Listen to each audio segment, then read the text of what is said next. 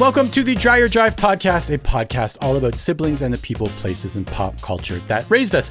In this episode, the first bit of the conversation is for anybody who had one of those parents who loved setting the clocks ahead to try to make sure that people were on time for things. After that, we're actually going to talk a little bit about some nostalgic meals from the Porter household growing up. And then the core of this episode, we will spend talking about the movie Homeward Bound and our own childhood pets. So this episode is for all of you who remember your childhood pets, all of the love that goes along with them, the absurd situations that they would get themselves and you into, and of course, the heartbreak after losing those animals.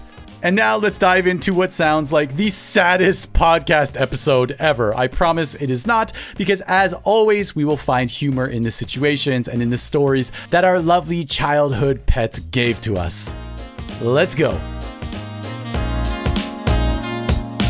I'm sorry to make you wait, especially after I'm the one who texted you and I'm like, yo, we still good for tonight? In all honesty, I was doing the most dad thing possible with the most dad impacted thought possible. So when I texted you, I was at Noah's swimming lesson. So I go there and as I'm walking out the door, I decide like I'm going to take the motorcycle, and I catch myself saying stuff to Seiko. And I'm like, I'm sorry, is dad currently in the house? I said to her, I said, Seiko, I said, I haven't ridden the motorcycle in about 3 weeks. So the gas and the oil have just been kind of sitting there. And so I think I need to get the bike out on like a good rip to get the oil kind of moving through the bike and get some gas burn. So I'm going to take the bike and I'll be back in a little bit. I want to do this before the podcast. And so I'm just like, that's something that dad would say, first of all, right? He's like, Ryan, don't let the oil gas and sit too long. You need to make sure to get it out, get it in the high gears, get it going fast. These bikes are designed for that. Take it for a rip. And I'm coming back and I'm looking at my speedometer where my clock is. And I'm trying to remember if it's a clock that I've intentionally set 11 minutes fast, because growing up, dad had clocks at all different times. You think they're different time zones. No, they're just different clocks set because you never know which one is the actual one that's closest. It really kept us on our toes.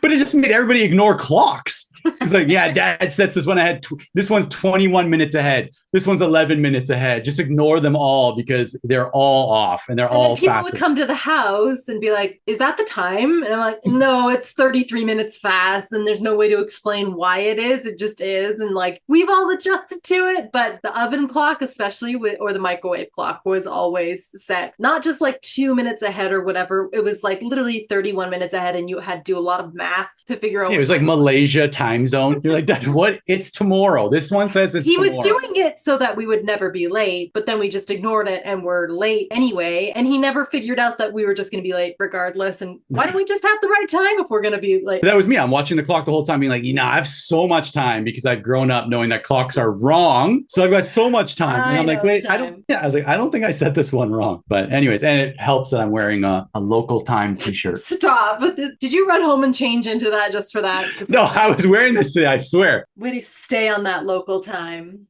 Just make my sister wait to start this podcast. It's fine. Punctuality isn't a big deal for me or anything. Oh, wait, it's the only thing. Number one. Anyways, I'm sorry. So what's new? What's new in the world of the Porters? On Thursday of last week, Seiko's sister, her husband, and their 3 kids flew down to Okinawa here from the mainland. They live just outside of Tokyo. And it was just mayhem. From Thursday until now, it was just mayhem. But they are on a flight to go back to Chiba, and now it's just Seiko, myself, life starts. Noah, and our little girl Naya.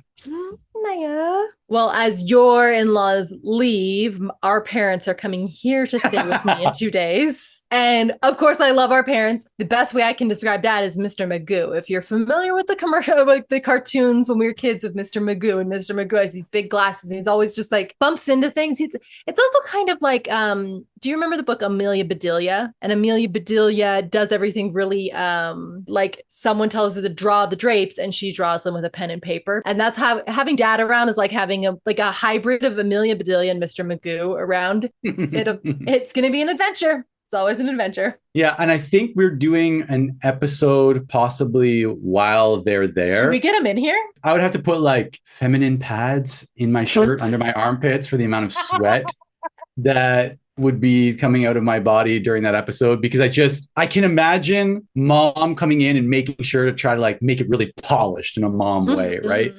And I can imagine dad being much like my mother-in-law, like he was just teleported into a land of technology from the year 1416. But first, we have to do our question of the week, which I do have one. You're invited to a Porter potluck dinner where the only foods you can bring are foods that we would have eaten as kids. What main dish and dessert are you bringing? Dessert's easy for me. I hope you don't say the same one that I'm going to say. Trifle.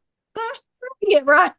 No, you were not going to say that. I was 1,000% going to say trifle. Now I've got to retool. Okay, hold on. The real like 20-some-year-old trifle that mom did with the strawberries and the sponge cake and it wasn't custard, it was vanilla pudding. Or are you talking about the one that had like a little flash in the pan, hot streak with like the little like cream puffs? I don't like trifle at all, period. I think it's disgusting, but I would bring the trifle, not with the cream puff, just the straight strawberries, whipped cream, pudding Old cake. school, the OG, definitely. And the frozen but thawed in the cake strawberries. They were at one point frozen, but they thawed fresh. They thawed in the cake.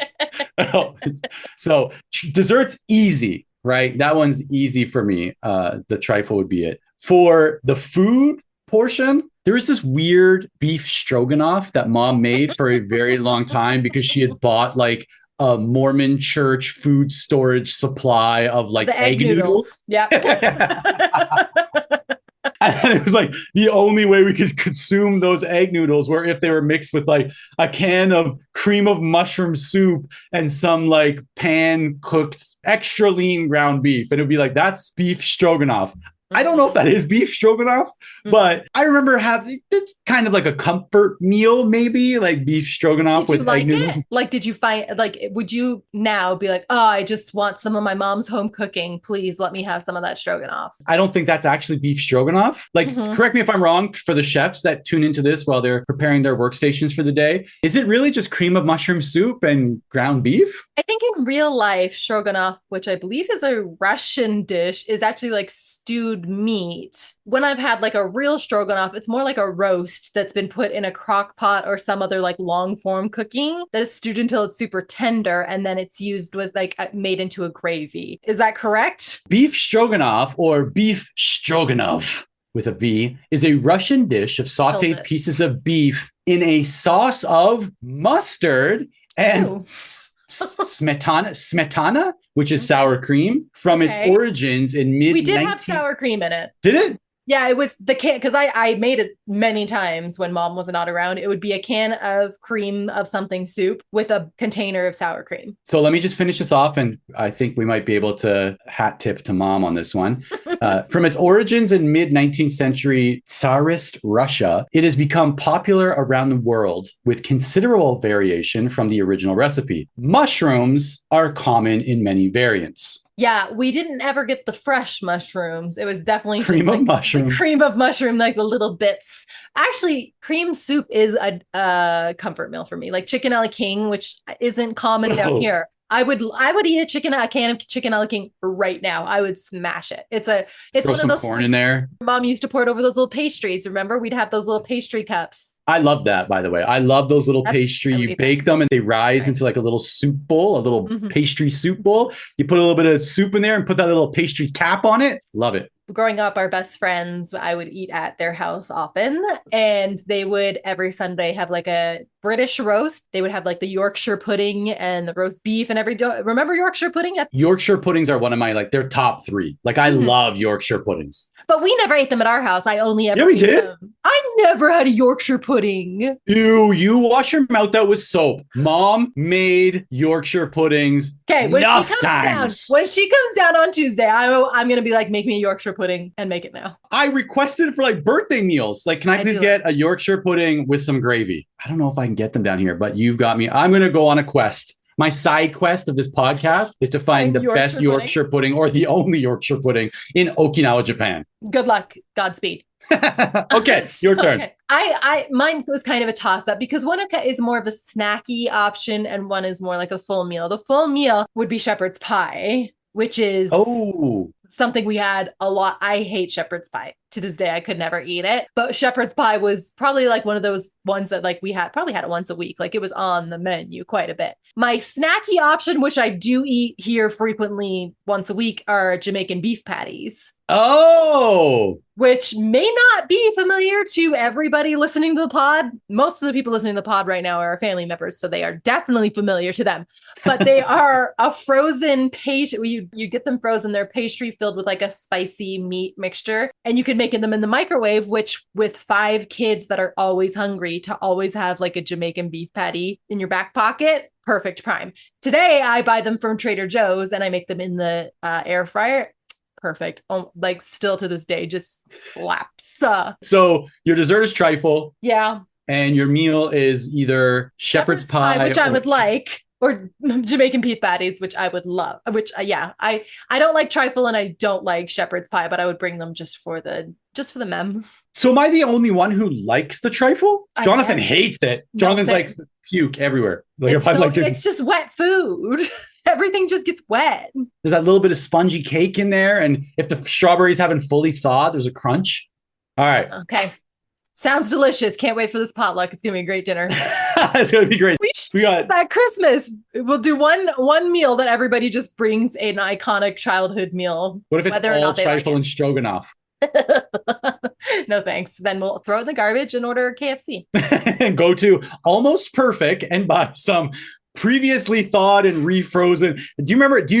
There's a store in Ajax that wasn't there during our full childhood, but it popped up there and it was called Almost Perfect.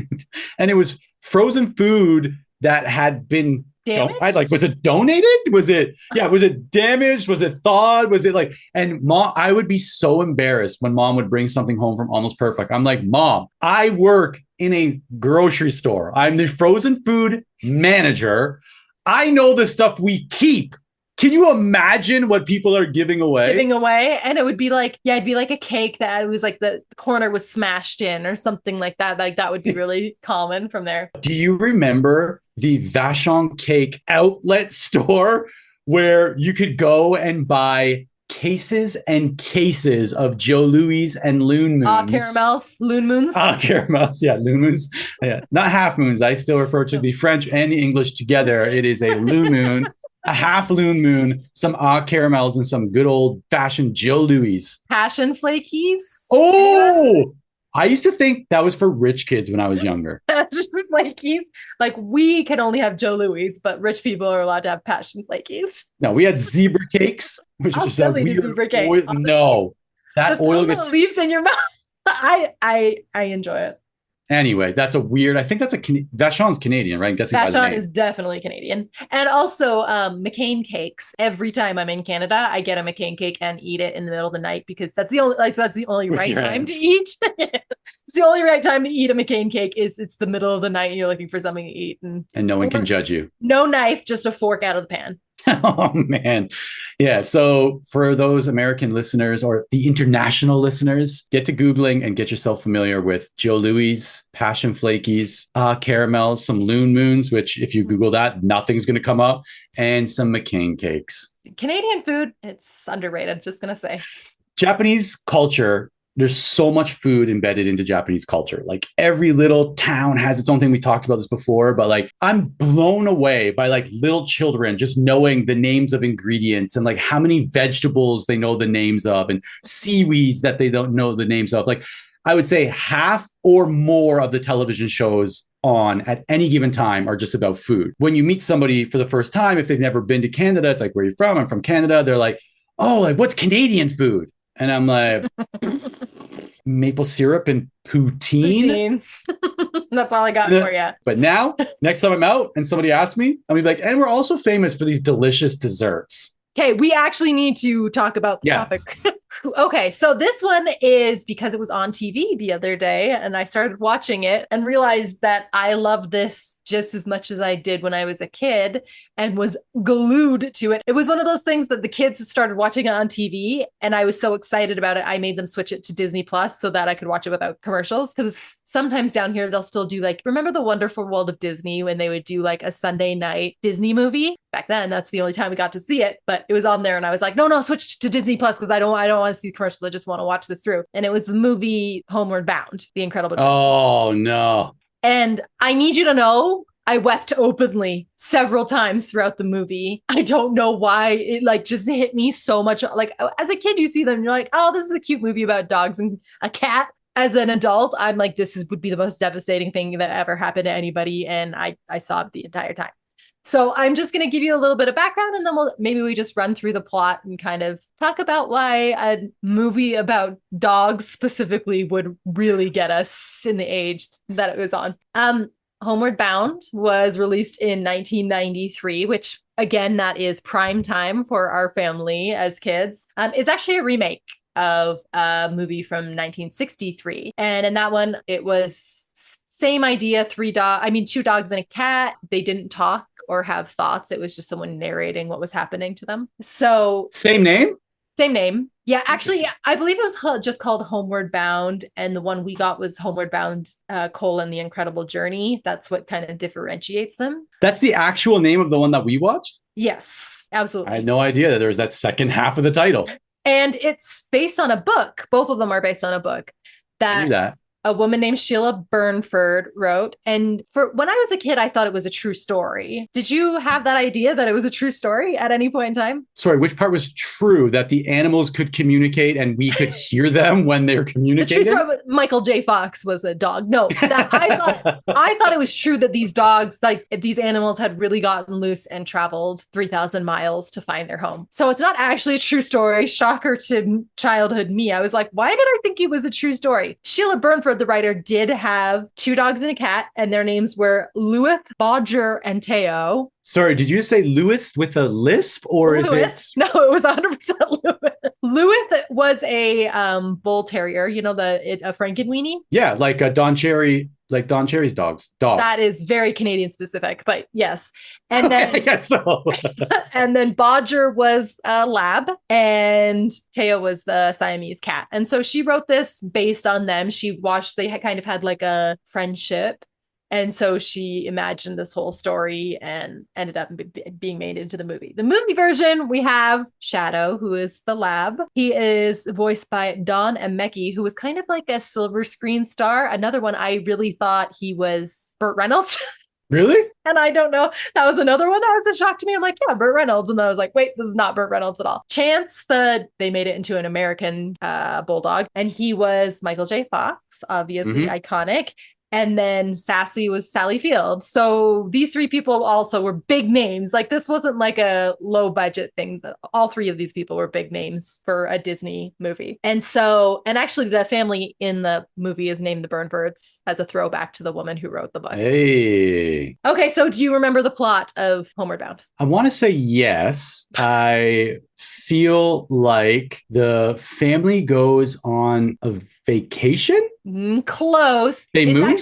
Remember that the mom is remarrying a man. It's a stepdad situation. And we all know how Disney treats step parents, where there's three children that are named Hope and Jamie and Peter. So it opens up on them having this wedding and all three kids are kind of like unsure of the new stepdad. That's right. And especially because the new stepdad has a job in San Francisco. They live in. That's right. Okay. And so they have to go to San Francisco. They only have to go for a month, but they can't take the dogs with them because the place they're renting doesn't allow pets. Do you remember anything from there? Yeah. So the animals believe that the owners have left them.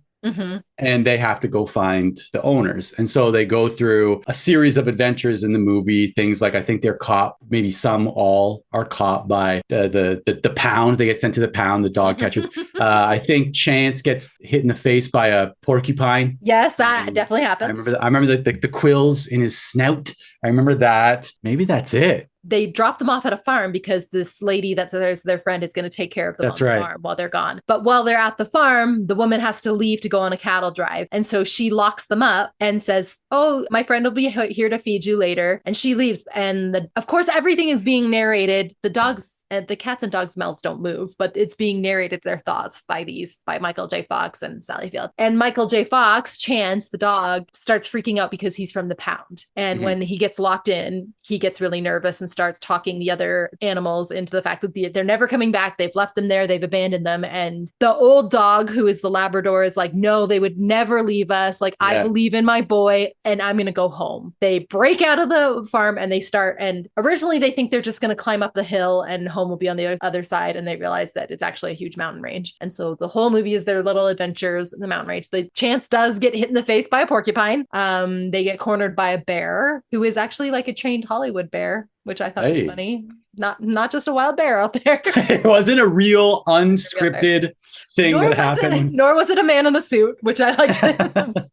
It was a trained bear. Oh, and there's also the part where the cat falls in the water. Remember, she falls over the waterfall and she is separated for a while because a man takes care of her and then they rejoin. When they rejoin, they go and there's a little girl, like a little 5-year-old girl who's been lost in the woods. And the animals find her and start alerting and making noise and barking. And so the search party who's been out looking for the little girl comes and finds them, and they say, like, we know these animals, these are the ones that have been lost, because obviously their family's been looking. The whole world knows now. The whole world, they're super famous. They've got flyers everywhere. So they take them and put them in the rescue center, but they think animals think it's a pound. That's where you're getting the pound from. They break out and run away, even though they were like so close to home. Anyway, adventure. They finally start getting really close to home, and it's at a train yard. And the old dog, Shadow, falls into a hole at the very end. Yeah. Cue me. Now I'm just sobbing openly. But he falls in this hole, and the Chance and Sassy try to get him out and try to figure a way. And he finally is like, just go on without me. Like, I've lived a good life. I did my job as a dog. So the end of the movie, you see the family's just like outside of their house playing sadly because they don't have their pets. And first, I think Sassy comes around the corner and the little girl's like, and then Chance comes around the corner and his little boy is like, back. And then there's nothing. And Peter, the oldest boy, is just like standing there. And they're like, he was just really old. He probably couldn't make the trip. And then like at the last final seconds of the movie, Shadow comes like limping around the corner. And then of course they're all reunited and everybody's crying, including me. Yeah, I definitely remember that scene, like without a doubt. I've tried watching the movie with Noah. She's not really into it right now. Mind you, I tried probably like 6 months ago, so I don't know if she'd be into it right now. But yeah, I totally remember that scene. And I would probably need an entire box of tissues for that final scene. So obviously, like watching this, I was thinking about our pets, and pets were in the Porter family, like they were siblings, right? But they were our siblings. Like I felt like in this movie very much like the 2 dogs and the cat are siblings. Then we have like the kids that are siblings. And I was like, there's no way to state the importance of our pets to us as kids. So then when I see like the part when Shadow comes limping along, like I'm inconsolable because that's the way we felt about our animals. I wanted to know, like, do you have, of all the pets that we had as kids, do you have one that was like your favorite? Cassidy was an incredible dog. So Cassidy, she was a German Shepherd, and she was there probably from the time I was born until 14. Mm-hmm. Right? That's exactly it. And a very gentle, just the nicest dog possible. But like it was 1 to 14. There's a lot of like, I wasn't really like Taylor, on the other hand. So Taylor was a boxer Rottweiler rescue. Like I don't even remember the situation on how we got her, except for like one of my friends had the pup and they gave it or was purchased by somebody who could no longer take care of her and asked if we wanted it. So me and Dad went to pick her up one day when everybody was at Auntie Gail's for something. I remember there's like some like family dinner at Auntie Gail's house. Me and Dad go pick up this dog and we bring her back. She is the wildest dog ever. She can jump 10 feet. She doesn't listen. Like she's like on her own time. She does whatever she wants. And she ends up being kind of like all 5 kids are there for her. Mm-hmm. The entire time, which I think is different from other pets, like people going in and out. But Taylor was there for like the chunk of everybody. So I think that Taylor, in terms of like memories and stories and like a reflection of who we are as a family, the chaos and rebellion and like just like all of that stuff, that's Taylor. That's like that. That's the Porter dog. Let's call a spade. Cassidy was too good for us. She was too good for us. Like she was an angel. She was so well behaved. She was so good with kids. Like we would climb all over her and that kind of stuff. She's the best dog. And then Taylor, actually, I remember the story was that the people that originally had Taylor would travel for long periods of time and just leave her in her kennel. And so when we got her, she was only 6 months old, but had spent most of her time in a kennel and didn't know what to do with freedom. And so when we got her, we could not contain her in any way. Like, we first took her home and thought, like Cassidy, oh, we'll just put her in the backyard like a normal dog and she can play in the backyard. She could scale a fence. So easy. And we're not talking like short fences. Like, our fence. No, they're like 8 feet tall. Yeah. And she would scale the fence. So then Dad got like a metal hook that he screwed into the door jamb to attach her. And it was a long chain. So she probably had like a 20-foot chain so she could move around, but so that she couldn't jump the fence. She ripped that out of the wall, scaled the fence, and would just go take off down the road with the chain just like behind her. Sparks through the chain as it bounces. She was impossible to train. Like, truly a terrible, terrible dog, but we loved her so much for being the worst dog ever. She was so aggressive. Oh yeah, she hated men. Like any man she would like hair on her back standing up. She'd get in like a fight stance and just go wild. I remember one night me and Mom brought her for like a late night walk. It's the only time you could walk her when there's no humans or other animals around. And you just needed her to get rid of the energy. I'm sure like Cesar Milan's probably listening to this right now. And he's like, oh man, I wish I was there. But we didn't know, right? Cassidy was just a naturally incredible dog. And so I remember this one night, me and Mom, we bring Taylor out to Kinsman Park, this park near our house. And it was night. I said night now 5 times just to establish that it was in fact nighttime. The opposite of day. The opposite of day. We go out and we take her off of her leash and we let her run. And she would do this thing. She was so fast. She was so incredibly fast. And she would do this thing where she would sprint out, and it's nighttime, it's dark. We've established that. And she would run in circles and you would just hear like a horse galloping. And she would come so close to you and then just like literally just graze your jeans and turn out, and she would come so close to hitting you.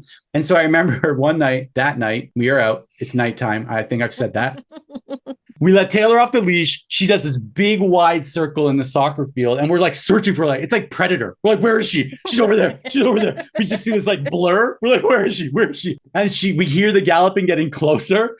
And then it's just 1 second too late. She smashes Mom in the legs and Mom flies, like takes flight 3-4 feet in the air and lands on her butt in the middle of the park. And Taylor, completely unfazed, just keeps on running and just keeps doing the laps. But it was hilarious to see Mom take flight and then tailbone on the grass in the middle of Kinsman Park. She would eat anything and everything. She ate everything. The craziest thing that happened was when she barked at my cat and caused what may be the most gruesome animal injury of all time. So we had Taylor at the time. Cassidy had passed away, and I really wanted a pet of my own. And first, Dad got me a rabbit called Snowball. And Snowball ate holes in everybody's clothes and was just and I think Snowball died of natural causes.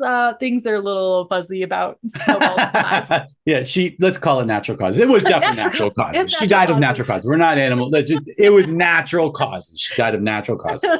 So Snowball died too, and Mom and Dad finally said that I could get a cat. And I had a couple cats because they kept getting pregnant. They would get out and get pregnant. Constantly. We did not listen to Bob Barker. No, Bob Barker daily instructed us to have our pets spayed and neutered. We were terrible pet owners in that respect. Taylor wasn't fixed for a long time either. She would just wear human diapers. Oh my gosh, everything sounds so chaotic, and this is not going to help. So I had this cat who, strangely enough, my best friend growing up was named Erin. I have a son named Erin. Guess what I named my cat? You guessed it. My cat's name was Erin. Just rounded out. I just it was a multi-purpose name for me. I liked it. So anyway, it was a female cat named Erin, and she was kind of she was really fluffy. She had really bulgy eyes, and Taylor and Erin hated each other like so much. They were constantly fighting. Erin would scratch the crap out of Taylor's face. Taylor would bark at her. They were chasing each other. They ate each other's food. Like, they just hate each other. So we were always just trying to keep them apart. And one night I had come home from a shift at the grocery store where I worked. I worked in the deli. I was still in my uniform, and I heard Taylor and Erin, the dog and the cat, get in a huge fight, and I could hear them barking and like hissing and whatever. And I was like, oh, not again. And I went to go grab Erin away, grabbed Erin away from Taylor, and she was facing away from me when I did it. So I was holding her against me and I was sitting on the couch, just petting her to like calm her down. And you came into the room. Because I was studying in the computer room where the fight took place. So I was studying, Taylor was laying behind me, and then that commotion that you heard when you came inside, split screen, was me in the computer room. Like not me, but the dog and the cat behind me in the computer room. And so you came out after the fight. I'm holding Erin on my lap, just like petting her, calming down. And you came out and you're like, what's wrong with the cat? And I was like, what do you mean what's wrong with the cat? And it was one of those things where you know something's so wrong that you don't want to look at it. And so I was holding her and you're like, you look at her. And I was like, what's wrong? Just say what's wrong with the cat, Ryan. What's wrong with her? And you're like, look at her.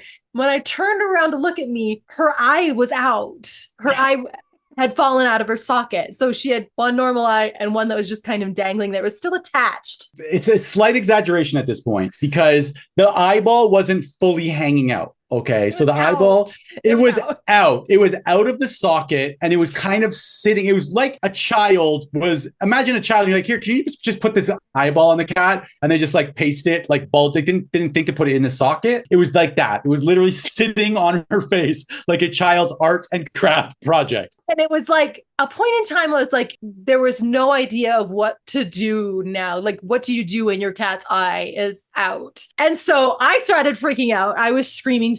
You were freaking out. Mom, who had been in her room the whole time, comes out. She's like, what is going on? And we're like, Erin's eye is out. So it's really late at night. And Mom knew someone who was going to school to become a vet tech. Like not even a real vet tech. They like once did a co-op placement. It was like they did a co-op placement for 3 days And she called this person, was like, we have this cat, her eye is out. Can you do something about it? And she was like, yeah, sure, bring her over. It is 12 a.m. It is now shifted into the morning hours. We are at 12 a.m. What's also, route.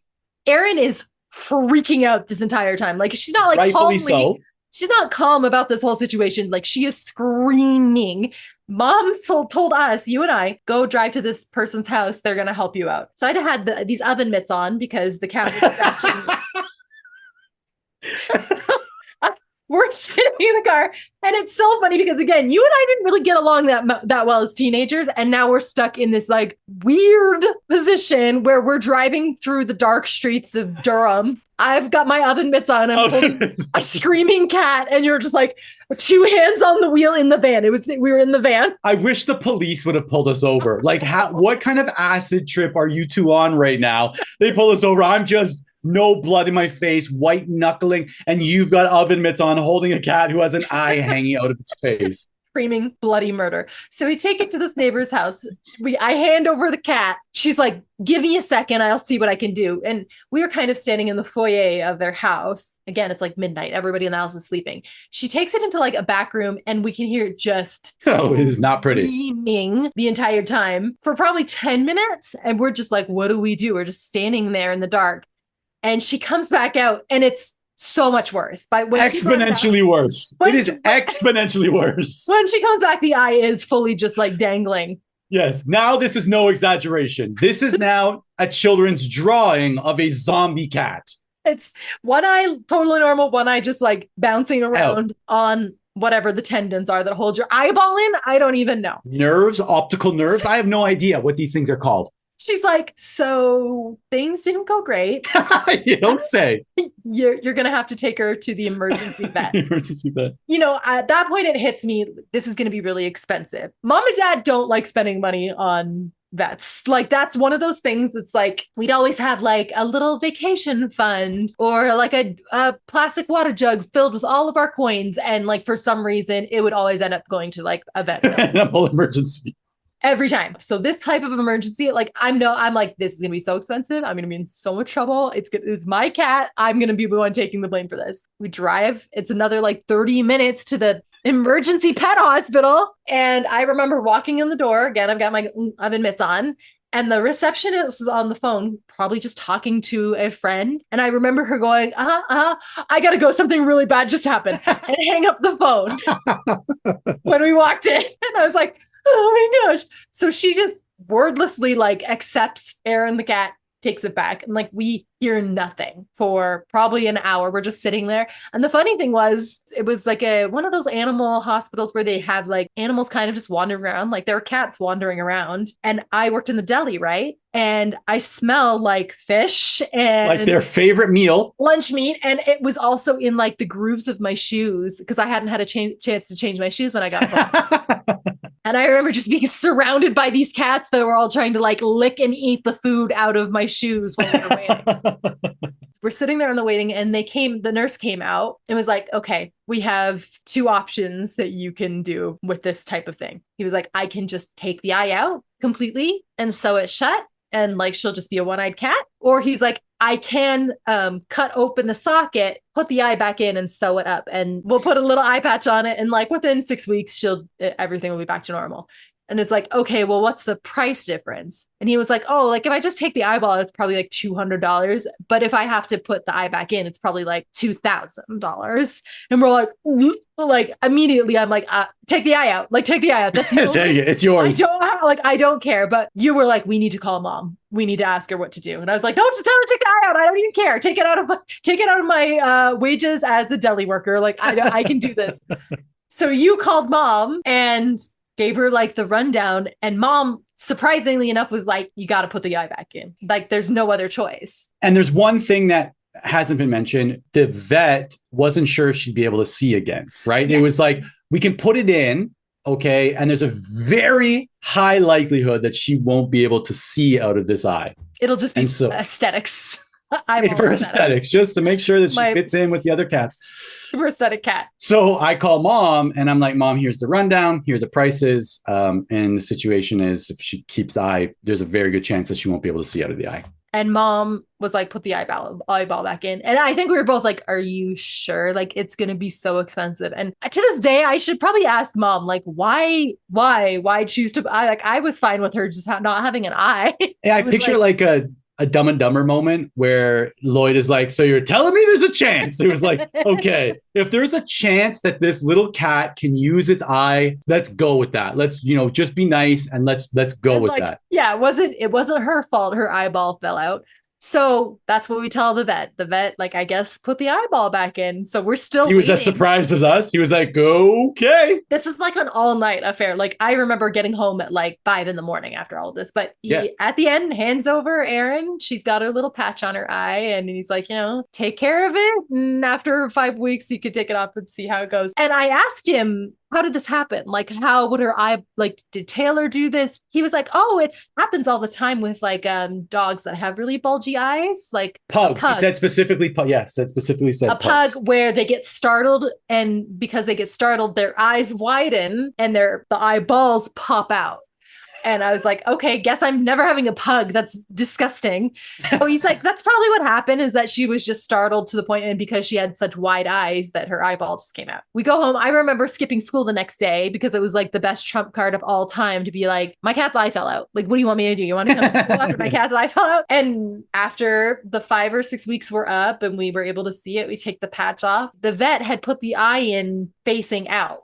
So for the rest of her life, she had one eye that faced forward and one that looked to the left. Yeah, we didn't have to bring her for the follow-up to be like, so can she see out of this? It was obviously apparent once that patch came off, and it was looking forever at 3 o'clock. You're like, I'm pretty sure this one is not operational. The way I coasted on that story for a year afterwards, because anybody else's story, it's like, do you want me to tell you about when my cat's eyeball fell out? It works every single time.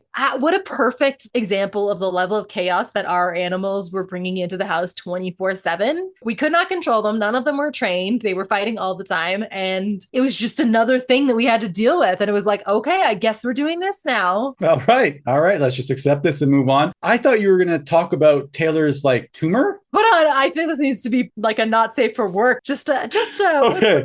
NSFW. Thank you. It's an NSFW tag. I don't know if it is. Trigger warning. So first of all, Taylor, a boxer Rottweiler. We didn't do this, but the previous owners, they had cropped her tail, so she doesn't have a tail, and it was very short, like not very short. It wasn't like flush. Yes, and there was no tail. Flush, and she had the wiggliest butt. Like every time you come home, she's got someone's loafer in her mouth and she's just shaking her little butt. I think it's because she didn't have a tail to wiggle. So like her whole body would just go. There's not no counterweight. It was just like, the weight. Taylor. And you'd get her going and her whole body. I don't know who made the initial discovery, but someone came home and there was a new addition to Taylor, and it was a tumor hanging out of her butthole. Like that's the only way. That's the only way. It's like I'm totally describing it to you right now. There is a full tumor hanging out of her butthole. And so we're like, what is this? And what do we do? And like she is old at this point. She's 13. I think she lived to 14 as well. Weirdly enough, we just accepted it. Like we just accepted the tumor. So, and I think our parents knew like this is gonna cost a lot. Like looking at this one, we're like, let's just visually assess this one. There is something that was internal that is now external. This is obvious. There is no way people are missing it's just hanging out and moving around. But it's now the counterweight. I remember at one point, I think there was a vet consultation. Where a phone call, like a free over the phone consultation. And we're like, hypothetically speaking, let's say you've got a 13-and-a-half-year-old boxer Rottweiler who has a pink nectarine hanging from its butthole. How would you approach that? And I think it came down to the question, does she appear to be in any pain? Exactly. We're like, nah, she's good. Like, she's the strongest dog. And so literally there's no pain and she's 13 and change. And the doctor's kind of like, if there's no pain and she's a senior dog, maybe just ride it out. I'm sure the vet is like, I did not say that at all. But that's what we heard coming off of that phone call. Being like, I think we're good. She doesn't seem to be in pain. The briefing that we had to give people before they came to our house, we're like, so we've got this dog. They're like, yeah. We're like, you're going to notice that she has something hanging out of her butt. We know. Okay. We're all aware. The doctor said it's inoperable. You don't need to say anything about it. It makes her feel very uncomfortable. Very, very uncomfortable, very self-conscious about it. And like people would come over and they'd be like, oh my gosh, there is something hanging out of your dog's butt. We're like, no, we tried to tell you this is a thing. My favorite strategy of dealing with it was I would not warn people about it. And then when they came to the house, and said they made the discovery. And I'm like, because how are you supposed to tell people like, yeah, it's just something that's wrong with her. We're not doing anything about it. So we've accepted it. They'd be like, there's something wrong with Taylor. And I'd be like, and then like, the people would leave and we're like it was our little improv class that we put on.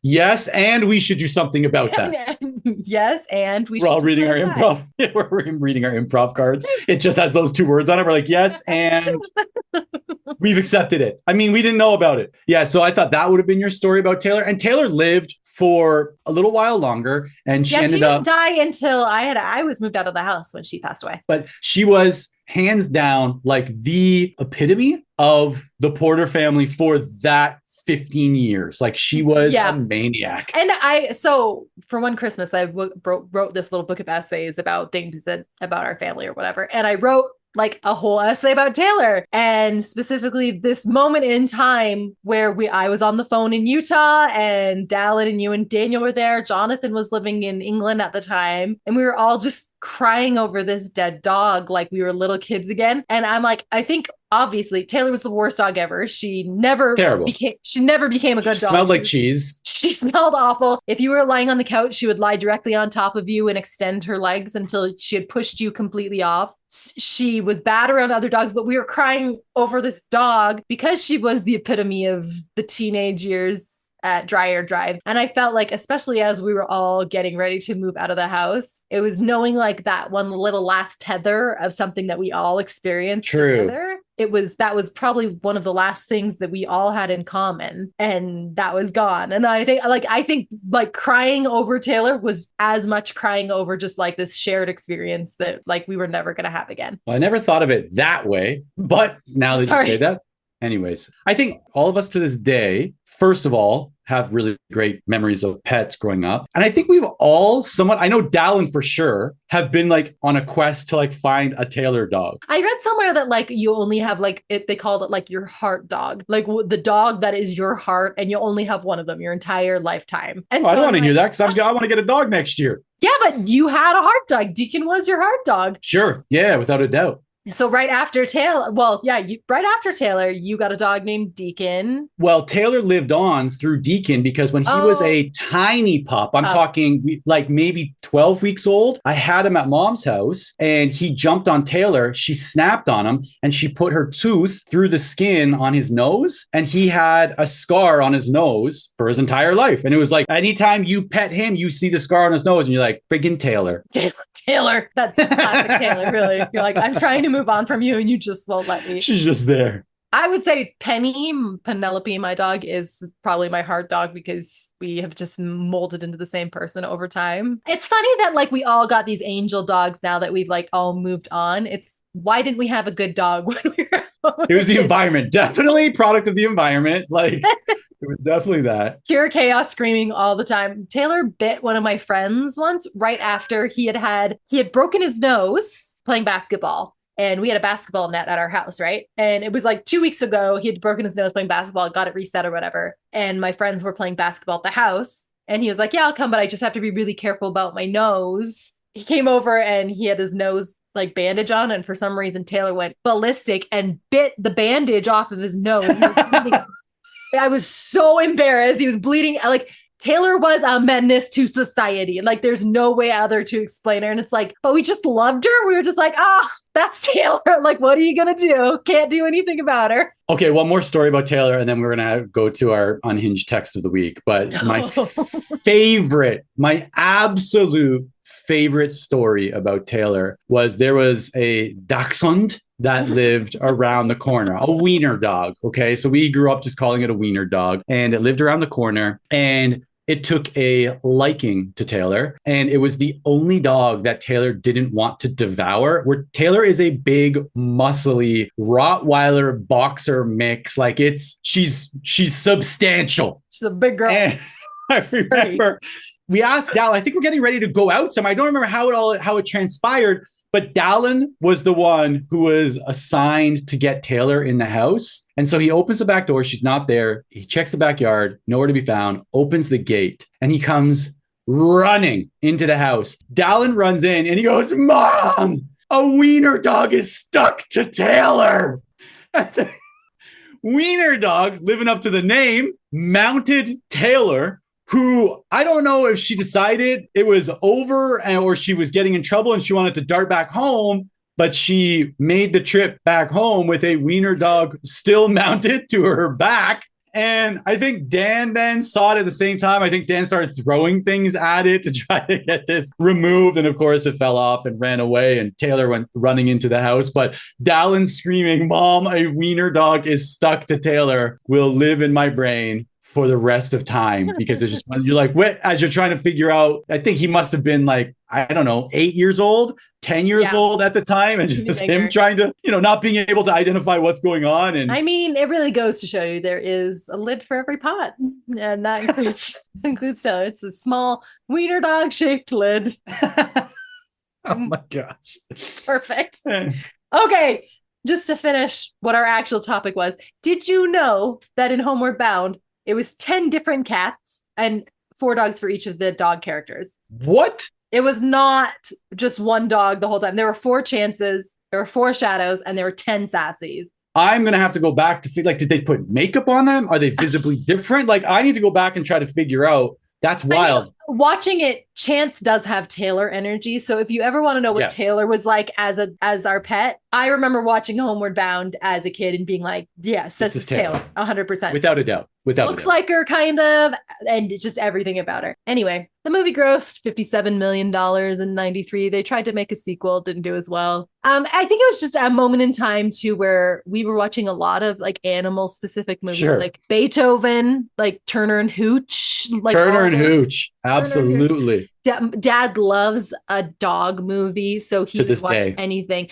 I just think all of us are really just animal people at our cores. All of us will have dogs forever or some kind of critter. I've had lizards, we had hamsters, guinea pigs, rabbits, like you name it. Animals will always be a part, right? I think there's those like kind of two groups of families. There's like the animal families and there's not animal families. And I think we had lots of friends that were non-animal families that would come over and they wouldn't really get why we always had animals in the house. And for the most part, our animals, like especially like the dogs, always lived very long. The cats randomly also lived a very long we had time like as well. I think Max was 18 when he died. Like it was long. Yeah, when he passed. When he passed an untimely death.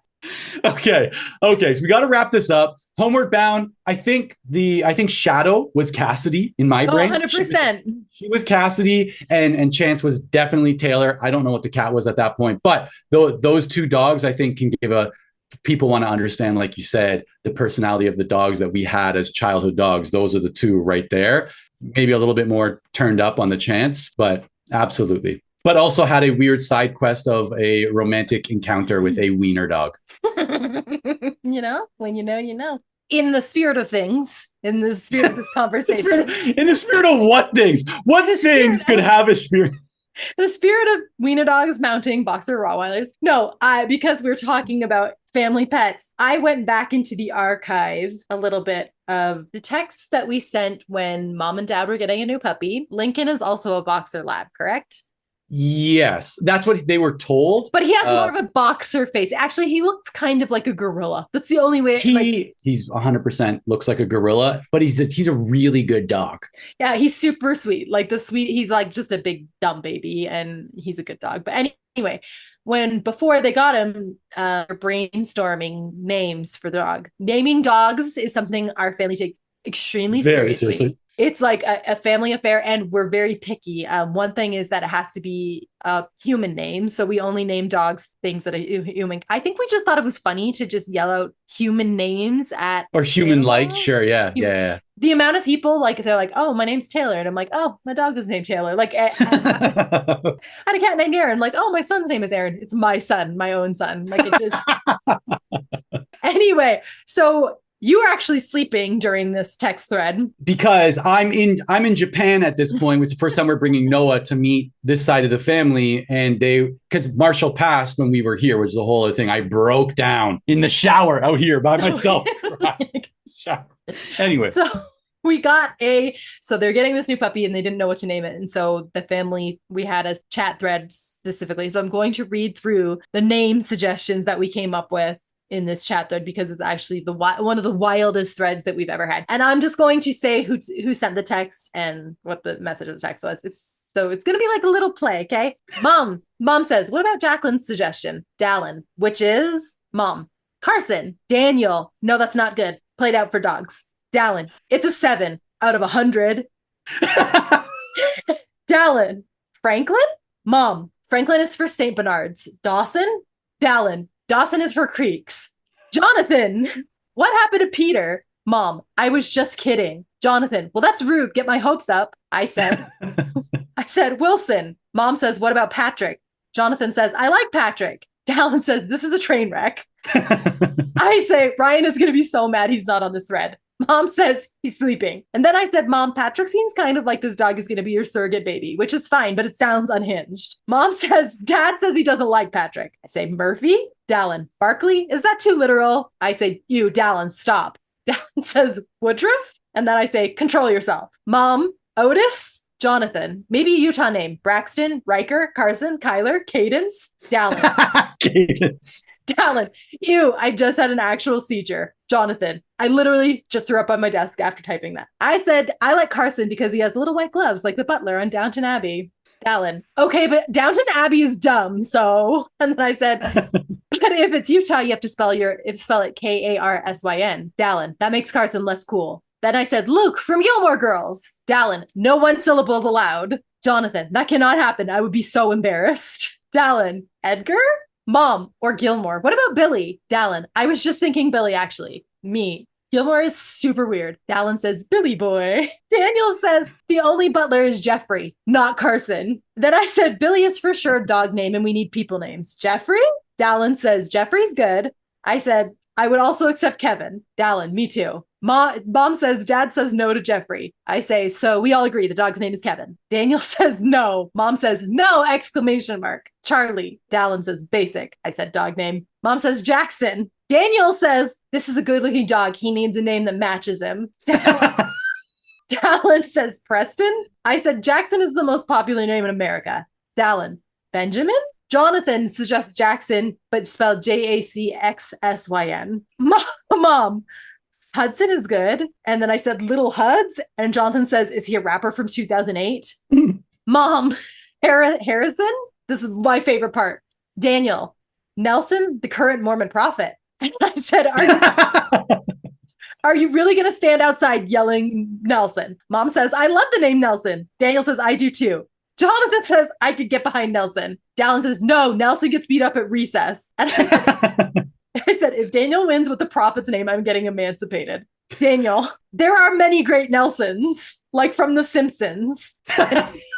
He says, Nelson, the current prophet of the Mormon Church, Nelson from The Simpsons, Nelson Mandela. And I said, one of those. That's Daniel? Daniel said all of those. And then he says, Willie Nelson. And everybody just ignores him. I say, what about Samson? Dallin says, you know, we can pick a name that doesn't end in son, right? Daniel says, I like Samson also. I said, Porterson. Dallin says, son. Mom says, Walter. It doesn't end in son. Dallin says, I do like Walter. Daniel says, no, Mom and Dallin's names are out. Bob says, he doesn't look like a Walter anyhow. I said, Walter's for old people. Then Mom says, Riker. And I said, bless you. Daniel says, now you're just trying too hard. Then she says, Alan. Dallin says, okay, well, that name is basically taken. And I was like, really? That's a blatant favoritism, Mom. Dallin says, by your actual son. Mom said, oh, yeah, I forgot. And then I said, did we suggest Spencer? Mom said, no, we didn't. I like it. Oh, wait, it sounds like he would think he's better than all the other dogs. And I said, so it's perfect for our family is what you're saying. Mom says no. Dad says no. Dallin says we could name it a street in Ajax, like Slater. Harland, is that a street? I said, ooh, I like where you're going. Dallin says, I'm all out. That's where we got Deacon from. And then he also said, ew, Deacon Lane. Mom says, yes, that's our Deacon. Archer, Bryant, Exeter. Archer, Lord Durham. Dallin says, Lord Durham. Archer's cool. Kingston. I said Kingston. Yes. Mom says that's too long. I said, Mom, you call him King. It's the best. Dallin, Pickering Beach. But no, Kingston is the best. Said, okay, fine. My second vote goes to Pickering Beach. But seriously, Kingston is so good. Mom says, I do like it. Or Samston. Everybody agrees it's Kingston. Spoiler alert, this dog is not named Kingston after we all agree. Dallin finally says, how about Princess? And we all said, ew. Daniel goes back to Samson and it says, I like Samson. I said, see? Daniel goes, or Brutus, or Zeus, or Hercules. Mom says, those are names for Rottweilers or Dobermans. Our final guess after that, because we were all out of names, was Pencil, which is what Addie, my daughter, used to call Daniel's dog Axel when she was little. She thought his name was Pencil. So we all just laughed and said Pencil. And after 4 more pages of texts, we came up with Lincoln.